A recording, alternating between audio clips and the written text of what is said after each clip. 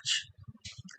কারণ আইএস মানে Islamic state, is আফগানিস্তানের, আইসিস তারা একটা গ্লোবাল ইসলামিক ক্যালিফেট বানানোর একটা সিদ্ধান্ত তাদের তৈরি হয়েছিল, এবং সেই গ্লোবাল ইসলামিক ক্যালিফেট বানানোর সঙ্গে সঙ্গে তারা একটা ইসলামিক ডিপ স্টেট তৈরি করবে। এটা ছিল তাদের একটা পরিকল্পনা। সেই পরিকল্পনা অনুযায়ী তারা কাজ করবে, এটা হচ্ছে তাদের সিদ্ধান্ত।